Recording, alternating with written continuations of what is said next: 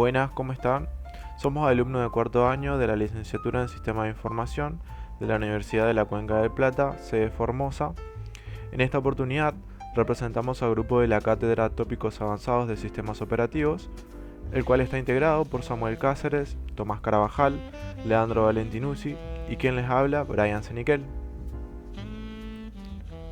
Para dar inicio a esta presentación, debemos entender que un sistema operativo distribuido no es simplemente una red de computadoras, sino una pieza de software de sistema diseñada para gestionar una colección de nodos independientes conectadas en red, logrando que aparezcan ante el usuario como un único sistema coherente.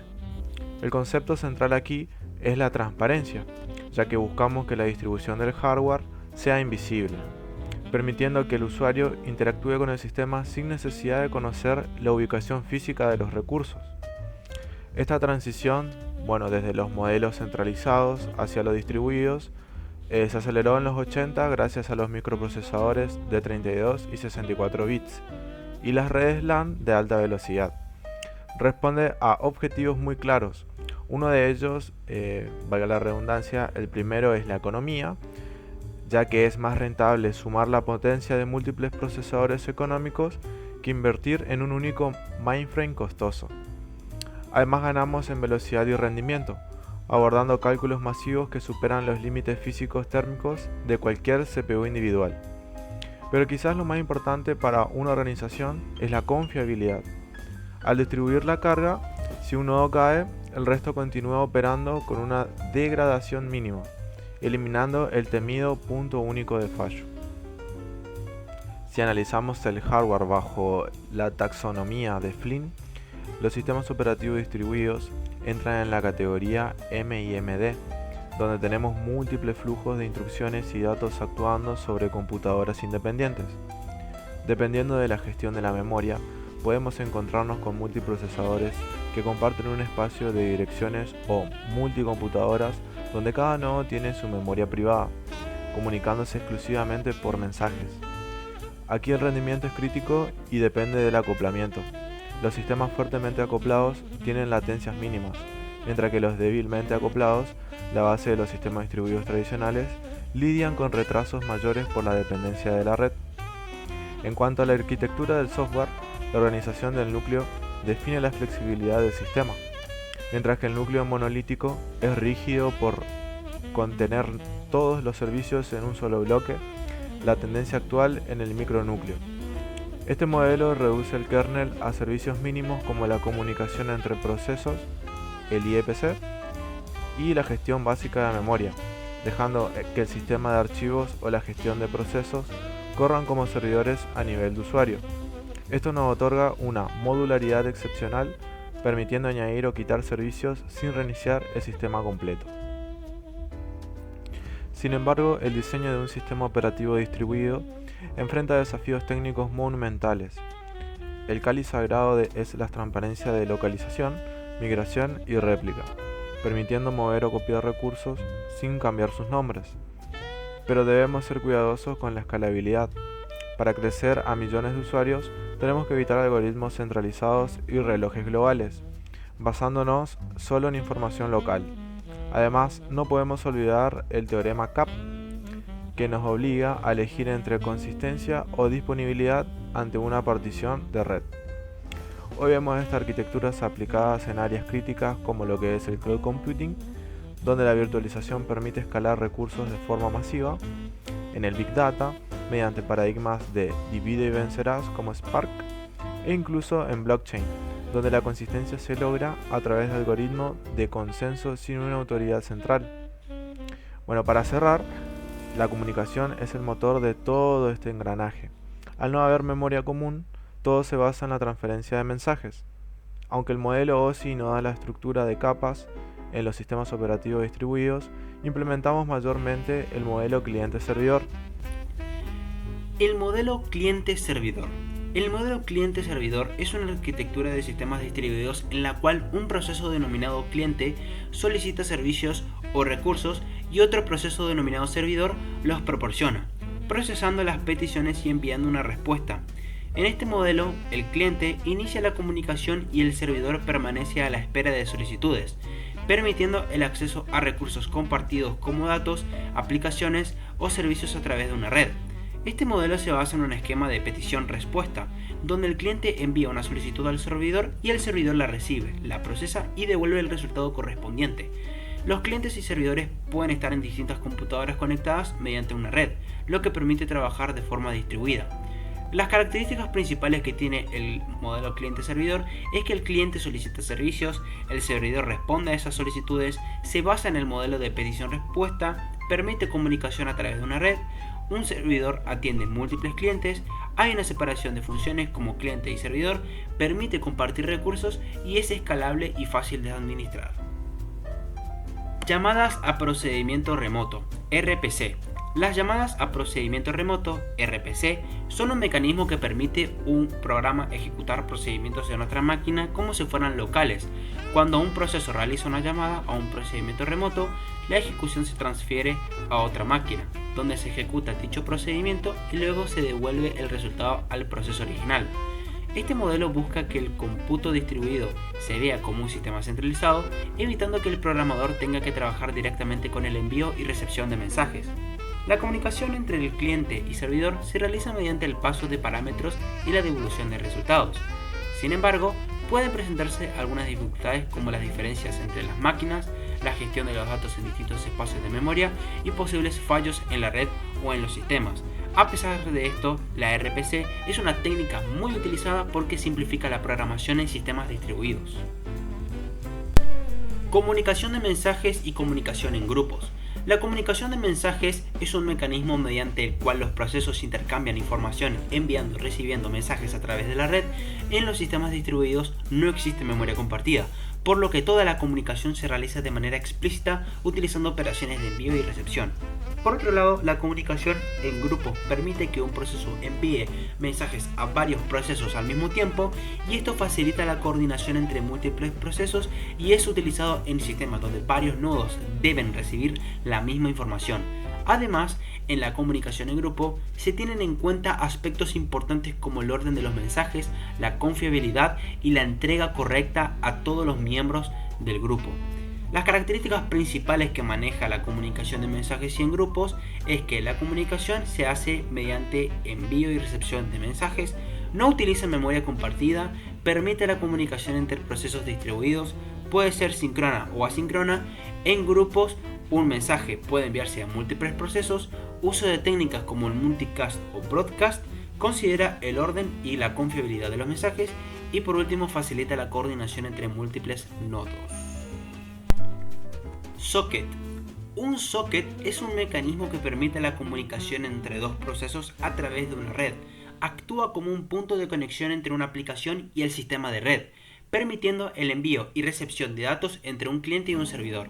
Los sockets funcionan utilizando direcciones IP y puertos para identificar a los procesos que se comunican. A través de ellos se establece una conexión que permite intercambiar información de manera ordenada y eficiente. Existen dos tipos principales de sockets, los orientados a conexión como el TCP, que garantiza la entrega de los datos, y los no orientados a conexión como UDP, que son más rápidos pero no aseguran la entrega. Los sockets son fundamentalmente utilizados en la programación de redes y constituyen la base de la comunicación en aplicaciones distribuidas. Java RMI. Java RMI o Remote Method Invocation es una tecnología que permite a un programa, a Java, invocar métodos de objetos que se encuentren en otra máquina como si fueran locales. Facilita la creación de aplicaciones distribuidas orientadas a objetos, ya que permite la comunicación directa entre objetos ubicados en diferentes sistemas. En este modelo, un objeto cliente puede llamar a métodos de un objeto remoto a través de una interfaz definida y el sistema se encarga de gestionar la comunicación, el envío de parámetros y la devolución de resultados. Java RMI utiliza componentes como los stubs que actúan como intermediarios entre el cliente y el servidor, ocultando la complejidad de la red. Además, se apoya en el protocolo JRMP para la comunicación entre objetos remotos. Esta tecnología simplifica el desarrollo de sistemas distribuidos en Java, permitiendo trabajar con objetos remotos de manera transparente para el programador. CORBA o Common Object Request Architecture es un estándar definido por Object Management Group o OMG, que permite que distintos programas escritos en diferentes lenguajes y ejecutados en distintas computadoras puedan comunicarse y trabajar juntos. Su objetivo principal es reducir la complejidad, bajar costos y facilitar el desarrollo de aplicaciones distribuidas, haciendo que Corva oculta la complejidad de la programación a bajo nivel y permite a los desarrolladores a trabajar con un enfoque orientado a objetos, como si todo estuviera en la misma máquina, aunque en realidad en los componentes estén distribuidos. Además, es multiplataforma y ofrece servicios importantes como la seguridad y manejo de las transacciones. Bueno, pasando al tema de virtualizadores, máquinas virtuales y tipo de virtualización, comenzamos que una máquina virtual es una representación por software de una computadora real, donde según Tannenbaum no es una máquina extendida como el sistema operativo común, sino una copia del hardware real con sus modos de ejecución, interrupciones, entrada, salida y demás características. Eso permite que cada máquina virtual pueda ejecutar su propio sistema operativo como si fuera o como si estuviera funcionando sobre una computadora física independiente. La virtualización es entonces la técnica que permite crear varias máquinas virtuales sobre un mismo hardware físico. En otras palabras, una sola computadora real puede comportarse como si fueran varias computadoras separadas. Esto se utiliza porque muchas organizaciones necesitan ejecutar distintos servicios en una sola máquina sin mezclar toda la información y todas sus maneras de manejar. Por ejemplo, pueden tener un servidor web, un correo y una base de datos en máquinas virtuales distintas, logrando un mejor aislamiento, mejor aprovechamiento del hardware y más flexibilidad. Bueno, pasando al tema de los hipervisores, que sería el software que hace posible la virtualización, donde su función es crear y administrar las máquinas virtuales, repartir todos los recursos como CPU, memoria, almacenamiento y dispositivos de entrada y salida, y hacer que cada sistema operativo invitado crea que está corriendo sobre el hardware real. Entonces, la diferencia quedaría así, donde la virtualización es la técnica general, el hipervisor es el software que lo implementa y la máquina virtual es el resultado, la computadora virtual creada. Existen dos tipos de hipervisores, en el que tenemos el de tipo 1, que corre directamente sobre el hardware físico sin un sistema operativo anfitrión debajo.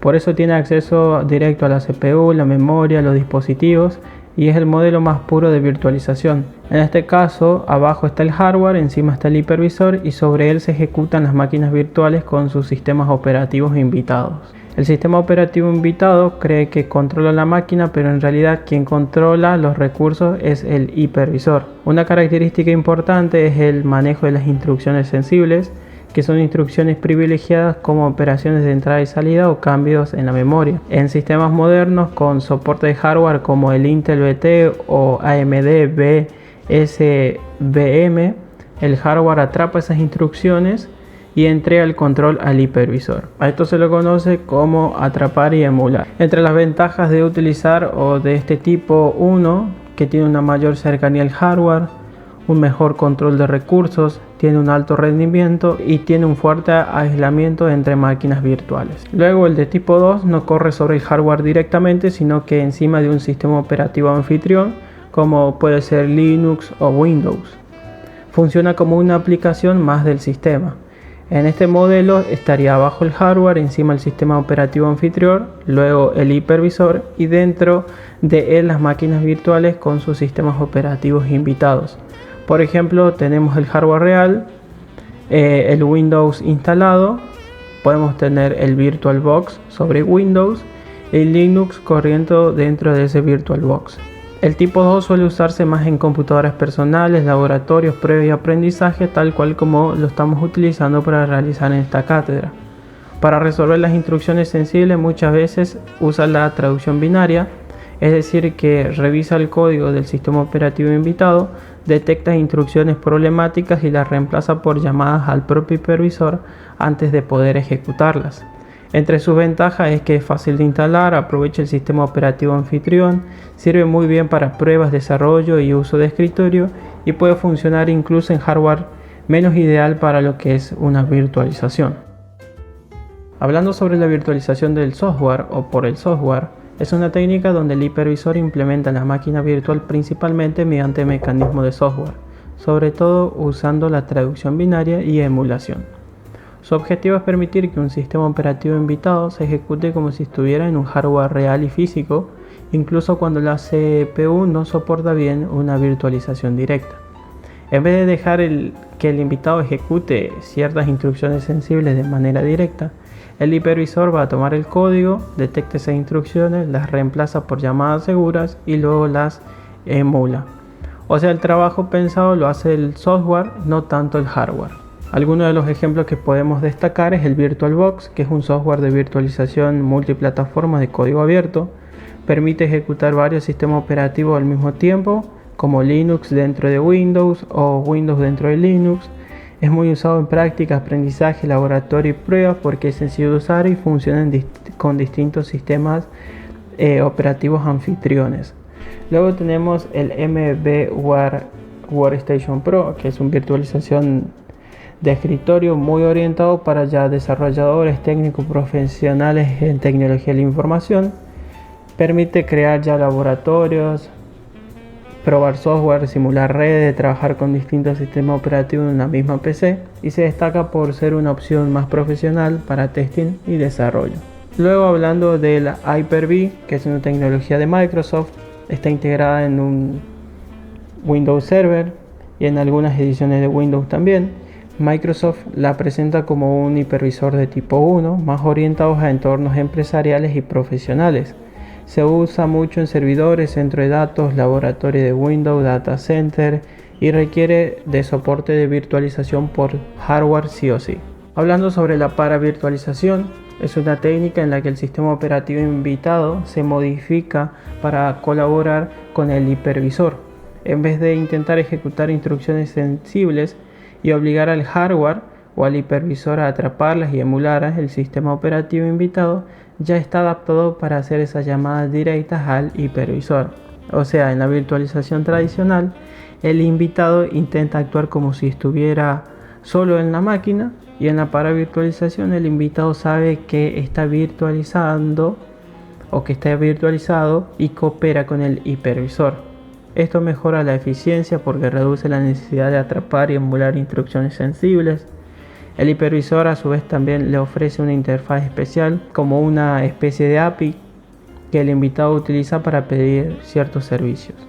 Por eso se dice que la paravirtualización acerca al hipervisor a una lógica parecida a la de un microkernel, porque el invitado delega esas operaciones importantes al hipervisor de forma explícita. Luego tenemos el hardware de virtualización, donde la virtualización moderna también depende mucho del hardware, ya que en cuestiones de procesador, en la CPU como las tecnologías de Intel VT o AMD VSBM, permite que las instrucciones sensibles del sistema operativo invitado sean atrapadas por el hardware y transferidas al hipervisor. Esto hace posible mediante el método clásico de atrapar y emular de una forma más eficiente.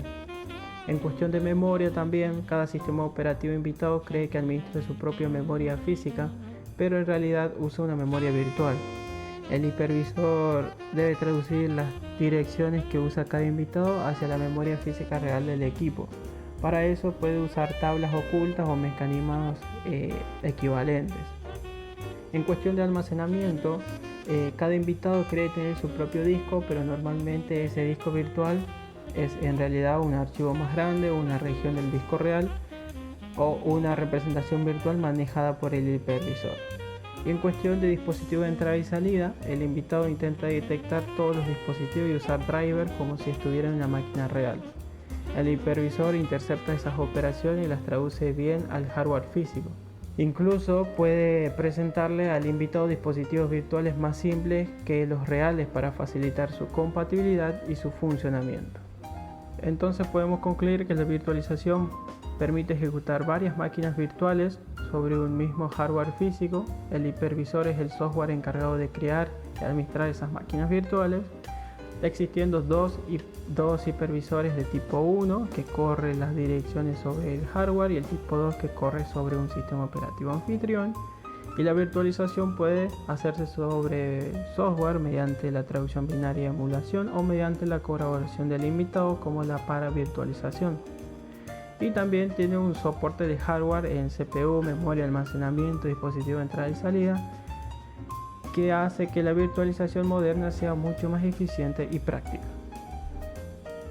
Tenemos la instalación y la migración. La instalación en la virtualización es el proceso mediante el cual se prepara un entorno o máquina para ejecutar distintas máquinas virtuales dentro de un sistema físico, permitiendo que varios sistemas operativos funcionen de manera independiente en un mismo hardware.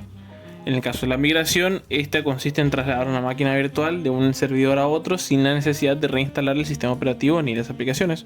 Para esto existen distintos tipos de migraciones, con las cuales tenemos la migración en vivo o en caliente, que permite mover la máquina virtual mientras sigue funcionando con una interrupción mínima. Migración en frío, que requiere apagar la máquina virtual antes de trasladarla, a lo que genera un tiempo de inactividad, pero es más simple y confiable. Y por último, la migración semiactiva, que combina ambas, ya que copia la mayor parte de los datos mientras la máquina está en funcionamiento y solo se detiene brevemente para completar el proceso de traslado. Los arreglos de discos RAID son una forma de combinar varios discos duros de una sola unidad lógica con el objetivo de mejorar el rendimiento y la seguridad de los datos mediante la redundancia. Existen distintos tipos de RAID, en el cual tenemos el RAID 0, que distribuye los datos entre varios discos aumentando la velocidad pero sin protección, y el RAID 1, en cambio al RAID 0, duplica la información de los discos brindando una mayor seguridad. Pasando al RAID 5, combina la distribución y la paridad, permitiendo recuperar datos sin falla en un disco, logrando un buen equilibrio entre rendimiento y seguridad. Y por último tenemos el RAID 10, que combina RAID 0 y 1, ofreciendo un alto rendimiento de alta protección, aunque con un mayor costo, distinguiéndose de distintas características como la redundancia de datos, la tolerancia a los fallos, mejora de rendimiento, alta disponibilidad, distribución eficiente de la información, escalabilidad y una relación costo-beneficio que depende del nivel de seguridad que sea requerido dentro del servidor. DNS. El DNS, Domain Name System, es un sistema que se encarga de traducir nombres fáciles de recordar, ejemplo como en páginas web, en direcciones IP para que las computadoras puedan entender. Y esto surge porque a los usuarios les resulta complicado manejar direcciones numéricas. Las características principales que contiene el DNS son que permite usar nombres en lugar de direcciones IP, es una base de datos distribuida no centralizada, tiene una estructura jerárquica como dominios y subdominios, funciona mediante consultas entre clientes y el servidor DNS y utiliza protocolos como el UDP para resolver nombres rápidamente. El DNS se encarga de convertir un nombre del servidor como www.google o Wikipedia o entre otras páginas en una dirección IP compatible con la computadora como un 192.168.11. Este proceso ocurre automáticamente en segundo plano, donde la consulta pasa por distintos servidores DNS hasta encontrar la dirección correcta, y una vez obtenida, el navegador puede conectarse al servidor donde está alojado el sitio web. DHCP.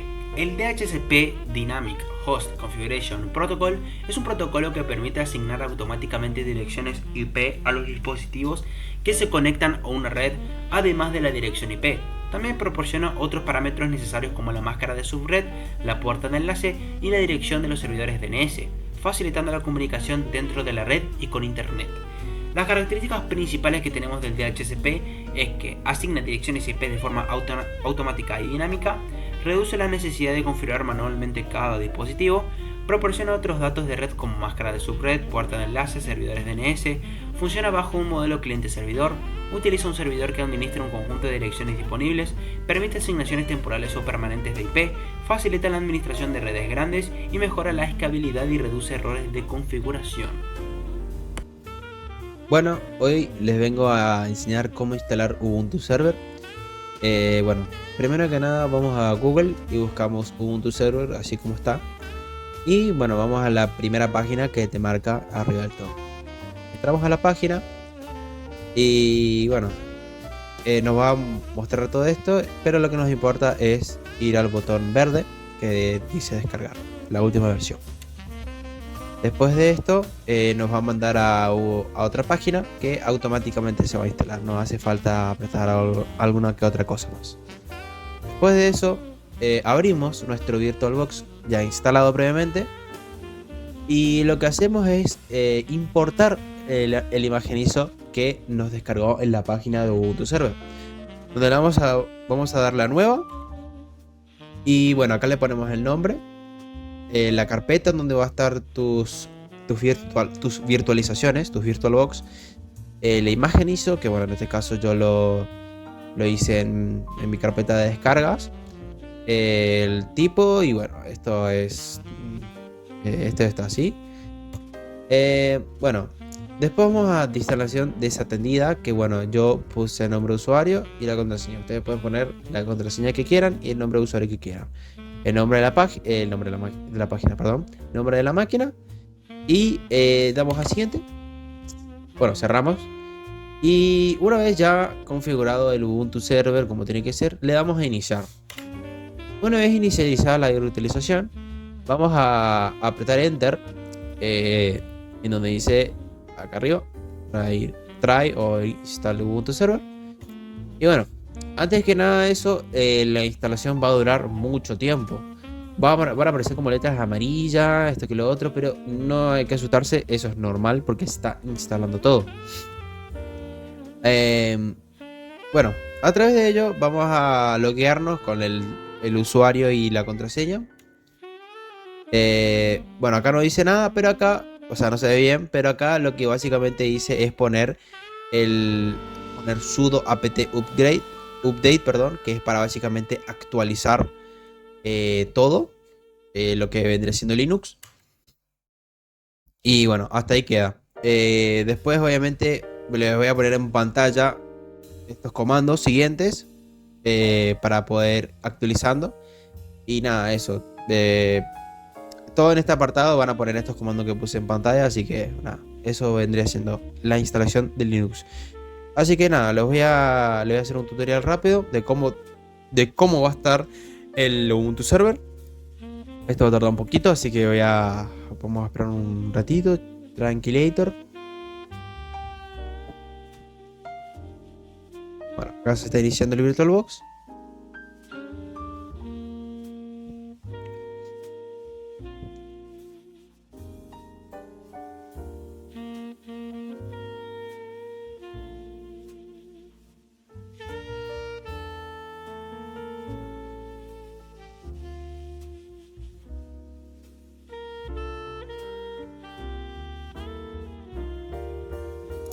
Bueno, una vez ya iniciado el Ubuntu, que suele tardar bastante, pero es dependiendo de cómo configuraste el sistema en sí del VirtualBox, vamos a poner nuestra contraseña, que es lo que te pide.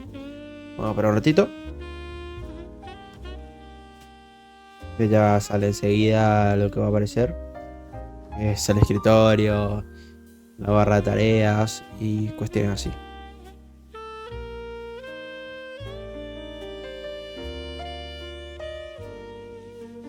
Bien, una vez ya abierto el coso, entramos al primer navegador que tenemos, que es el Firefox.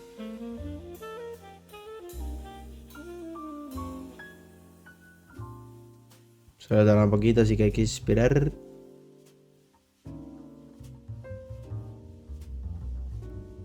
Bueno, y una vez que bueno, vamos a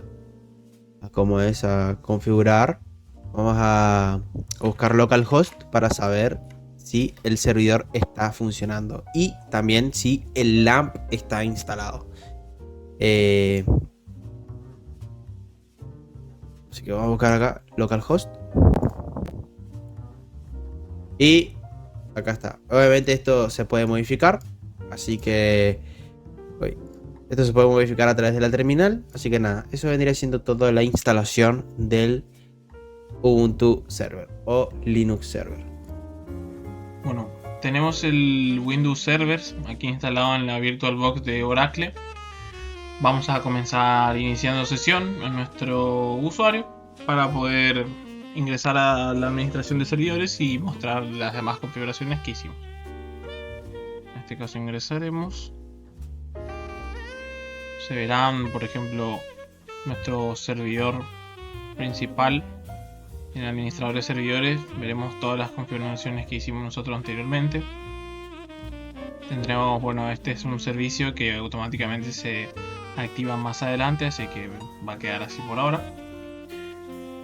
Mostraremos Por ejemplo, los roles que nosotros fuimos administrando y agregando.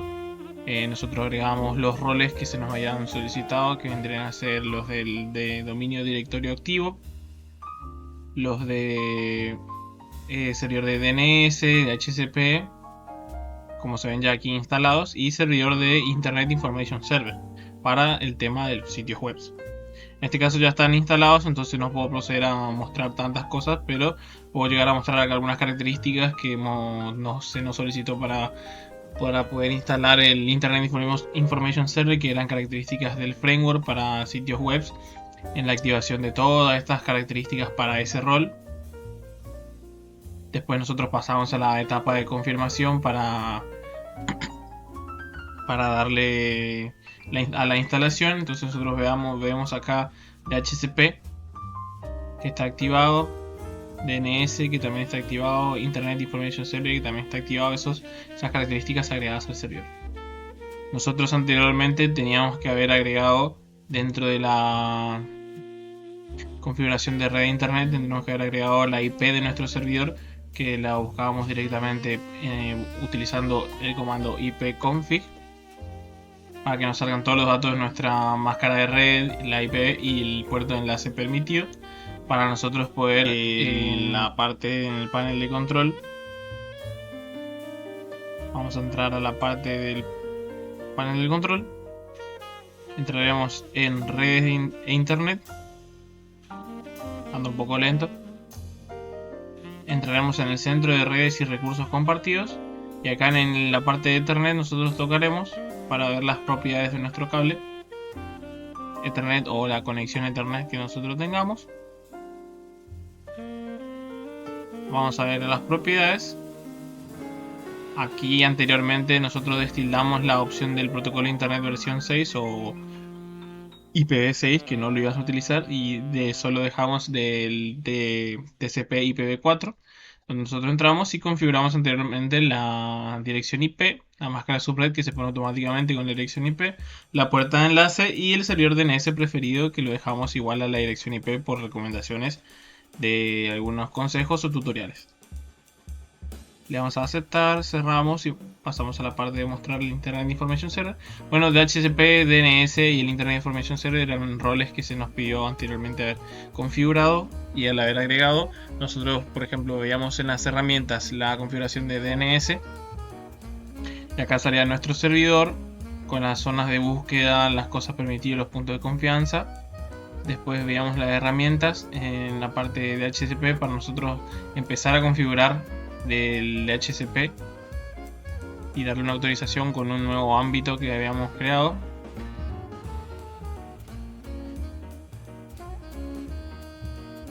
También mostrábamos déjeme que lo encuentro, el Internet Information Server, si no me equivoco era aquí. Nosotros habíamos hecho la prueba, se nos había pedido que agregamos un ejemplo de un HTML sencillo para poder mostrarnos a nosotros o presentarnos hacia el profe, para poder confirmar que funcionaba correctamente el Internet Information Server. En este caso nosotros creamos acá este es el servidor nuestro.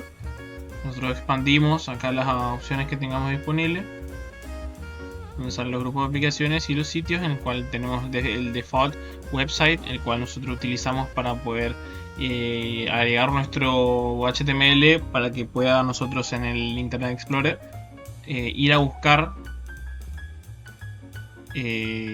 colocar localhost para que nos aparezca. Acá por ejemplo ya sale guardado localhost para que aparezca nuestra presentación y se muestra así: tópicos avanzados del sistema operativo Windows Server, docente Magister Cristian Fernando Cercuay, y nuestros alumnos Cáceres Samuel Adrián, Carvajal Enzo Tomás, Valentino Leandro Martín y Zeniquel Brian. Y eso abarcaba lo que vendría a ser la entrega del TP1.